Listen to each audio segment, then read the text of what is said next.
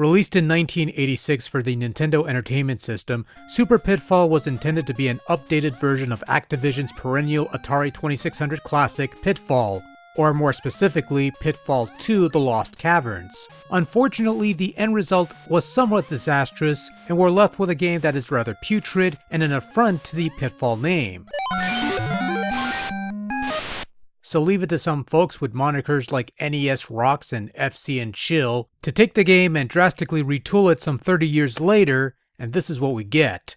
Super Pitfall 30th Anniversary Edition, a 2016 ROM Hack remake of a 1986 NES remake of an old Atari game. My brain hurts just thinking about that. This 30th Anniversary Edition is not just a minor patch-up of Super Pitfall, but a drastic overhaul of the whole package. While the base gameplay remains the same, and this is worth noting as I'll touch on later, everything around that base is nice and newish.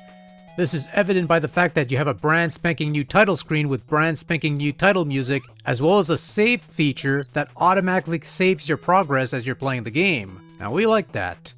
There's also a sound test, and the game is only one player, ditching the two-player alternating mode that was pretty pointless to begin with because Super Pitfall was bad enough with just one player. Why punish a second?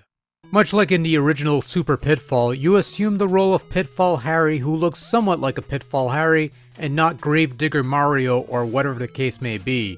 And like in the original Pitfall, and also like the inspiration for that Super Inspiration Pitfall 2, you'll embark on an exposition to not only find loads of treasure including the famed Raj Diamond, but also rescue your pet cat Quick-Claw and your niece Rhonda. This involves raiding deep caverns while avoiding hazards and critters and things of that nature. So what's changed with this 30th Anniversary Edition of Super Pitfall? Lots. For example, one of the issues with Super Pitfall is that in order to find items such as guns and keys, you had to jump around like an idiot over various spots of the level until an item would appear. In 30th Anniversary, items are out in the open and in plain sight, so they're much easier to find and it saves a lot of time and wasted energy. And speaking of guns, there's only one gun in 30th Anniversary and it has unlimited ammo, thus eliminating the need to find more firepower along the way. Not only are items out in the open, but so are the various warps to different areas in the game. These warps are also known as doors. There are some other improvements as well, some minor upgrades like slightly better performance, less obnoxious load times, it's easier to get extra lives by collecting treasure chests and, well, extra lives as you find them along the way, and they also fixed the starting ladder so it doesn't lead you to your death, but the end result is an overhaul of Super Pitfall that makes a bad game, well, better than it was before at least. While this is an overhaul of Super Pitfall, it is still Super Pitfall underneath the layers of modifications.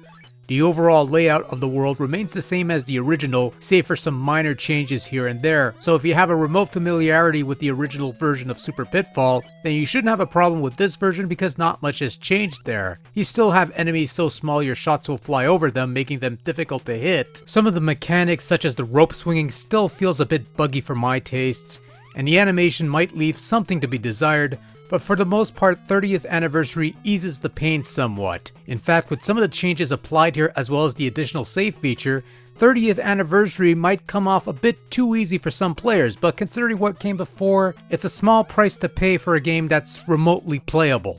Control over Pitfall Harry actually did see a bit of improvement.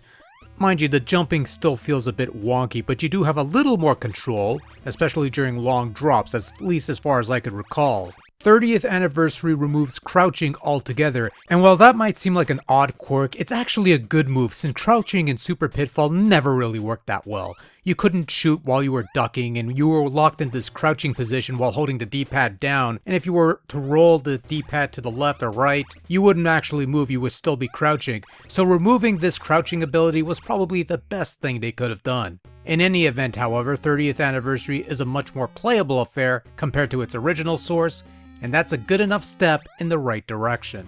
Before even starting the game, the most immediate improvement you'll spot right away in 30th Anniversary are the graphics, which is considerable. taking what was an extreme eyesore of a game even by the paltry standards of 1986, 30th Anniversary overhauls just about everything in the visual front, and the end result is a world that is more detailed, more textured, and more refined. Some enemies see a bit of a facelift while others are more or less the same as before, but the visual upgrade to the levels make it seem like you're exploring lost caverns and ancient tunnels rather than some fecal-colored nonsense. There are some nice little details like the engravements in the background, some of which include some subtle nods to the old Atari games, and the main characters are redrawn to somewhat resemble their appearance in that Saturday Supercade show for anyone old enough to remember that show, which is a nice touch. In any event, it's a much better looking game compared to its original that would fit in nicely with the later period of NES games. Sound-wise is also an improvement. No longer do you have an annoying 15-second loop raping your ears endlessly, now you have a rather sublime rendition of the main theme from Pitfall 2. In fact, the overall sound quality of 30th Anniversary Edition is given a nice little upgrade as far as the musical pieces go. While the sound effects aren't any different from what came before, the new tracks are well-composed pieces that fit the tone of the adventure you're on, and that's a good thing. And I have to admit to being impressed by what they've done here, considering this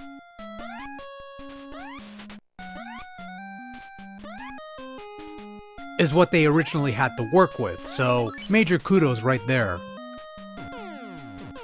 Super Pitfall 30th Anniversary Edition aims to do one thing: make a chicken salad out of chicken turds. And that is precisely what it does here. Super Pitfall is such a horrible game with lots of issues and abnormalities that I'm left wondering how anyone in their right mind got this out of the woodworks initially. And then you have this ROM hack which gives us the Super Pitfall that could have been if it had more time to cook. More like several years to cook, that is. And what's here is well done. It changes enough of the game to make it playable while maintaining enough of the base to keep it from being drastically different, and more importantly, is a fun little game to play. Now if you liked Super Pitfall in its original form, you have my deepest condolences, but setting that aside, you should probably give this one a shot as it feels similar enough but also completely different. Those who didn't care for Super Pitfall should probably give this a shot anyway, but yeah, this is a good time had by all, and well worth checking out.